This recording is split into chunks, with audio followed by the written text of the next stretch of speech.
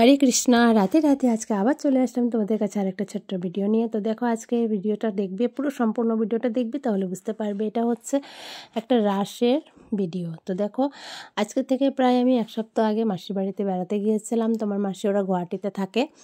তো সেখানে গিয়ে আমি প্রায় 2 দিনের মতো ছিলাম। তো খুব ভালো লাগলো, কারণ আমরা মাসি আমাদেরকে অনেক ঘুরিয়েছে, অনেক কিছু আনন্দ দিয়েছে। তো তার জন্য খুব ভালো লাগলো। তো ছেলেকে নিয়ে আমি গিয়েছিলাম, তারপর মাসির বাড়িতে উঠলাম, উঠে সেখান থেকে অনেক জায়গা ঘুরেছি।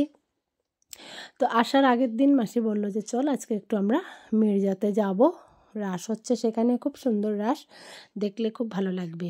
আমরা তো ছোট থেকে বড় হয়েছি, এত বড় রাস কখনো দেখিনি, ছোট ছোট রাস দেখেছি।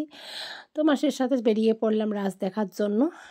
মাসির মেয়ে মানে আমার বোনু আর আমার ছেলে, আমরা চলে আসলাম রাস দেখার জন্য। তখন বাজে প্রায় 1:30। তো রাত্রিবেলা এসেছি, কিন্তু এখানে এসে মনেই হলো না যে রাত্রি 1:30 বাজে। দেখো, আমার মাসি আগে আগে চলে যাচ্ছে আর আমার বোনের সাথে আমি আসছি পিছনে।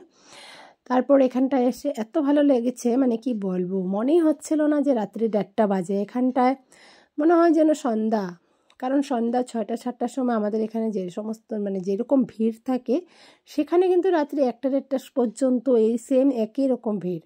তো আমরা যদি 7টার সময় যেতাম তাহলে হয়তো ঢুকাই যেত না, কারণ রাত্রি 1:30টার সময় যদি এত ভক্তরা থাকে, তো সন্ধ্যার সময় ভাবো কত ভক্ত এসেছিল। তো এখানটা এত সুন্দর করে সাজিয়েছে, মানে কি বলবো, নিজের চোখে না দেখলে বোঝাতে পারবো না। তো এখানটায় অনেক মানে অনেক কিছু এখানে বোঝানো হয়েছে রাসের বিষয় দিয়ে। তো সব কিছু তো আর আমার দ্বারা ব্যাখ্যা করা সম্ভব নয়, কারণ আমাদের কৃপা হয়নি এখনও। ভগবানের কৃপা না থাকলে কেউ কখনো ভগবানের কথা, লীলা কথা কেউ বোঝাতে পারে না। তো দেখো, ভগবানের রাসের কথাও যে তোমাদেরকে বোঝাবো সেই কৃপা আমার এখনও হয়নি। তো তোমরা এখানে দৃশ্যগুলো দেখেই নিজে নিজে বুঝে নাও যে এখানটায় কী বুঝিয়েছে, কী দেখাচ্ছে। তো সব কিছু তো বোঝানোর মতো ক্ষমতা আমার নেই, তাই আমি একটু সময় করে ভিডিওগুলো করছি। প্রত্যেকটা ভিডিও প্রায় আমি অনেকক্ষণ সময় ধরেই আমি করেছি, আর আস্তে আস্তে করে ভিডিওটা তোমাদের কাছে আমি শেয়ার করছি, যাতে তোমরা বুঝতে পারো যে এখানে কী বোঝানো হয়েছে।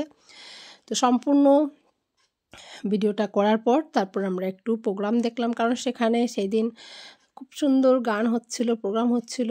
অনেক ভক্তরা এসছে জায়গা জায়গা থেকে, বিভিন্ন স্থান থেকে, বিভিন্ন জায়গা থেকে অনেক ভক্তরা এসছে এই রাসটা দর্শন করার জন্য। কারণ আমরা ছোট থেকে বড় হয়েছি, যে রাসগুলো দেখেছি সেই রাসের তুলনায় এই রাস তো অনেক ভালো লাগছে, কারণ অনেক বড় করে এখানটা প্যান্ডেল তৈরি করেছে, তারপর খুব সুন্দর করে সাজিয়েছে। কৃষ্ণের লীলা কথা এখানে বর্ণনা করেছেন, প্রত্যেকটা দৃশ্য দিয়ে দিয়ে এক একটা ছোট ছোট রুমের ভিতরে ভগবানের জন্ম থেকে একদম পুরো লাস্ট পর্যন্ত যতটুকু ভগবানের লীলা আছে, সব তো আর দেওয়া যাবে না, যেগুলো মেন লীলা আছে সেই মানে লীলাগুলোকে এখানে দেখানো হয়েছে। তো আমার খুব ভালো লাগলো এই রাস দর্শন করে, আমি খুব খুশি হয়েছি।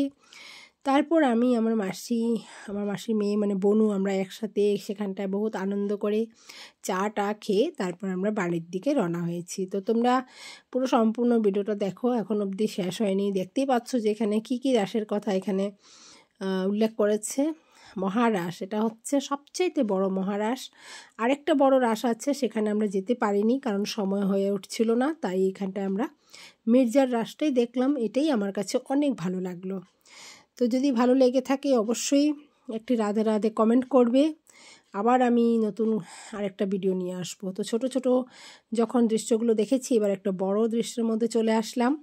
এইখানটায় রাধাকৃষ্ণের পুরো যে সখীরা আছে সবাই আছে, দেখো এখানে কি সুন্দর করে সাজিয়েছে। এইখানটায় মানে ওরা মেন পুজো করেছে, রাধাকৃষ্ণ ঝুলায় ঝুলছে কদম গাছের নিচে, গোপীরাও আছে। খুব আনন্দ হয়েছে এখানটায় এসে, আমার খুব ভালো লাগলো। তোমাদের কেমন লেগেছে অবশ্যই জানিও। আবার আসবো পরের ভিডিওতে।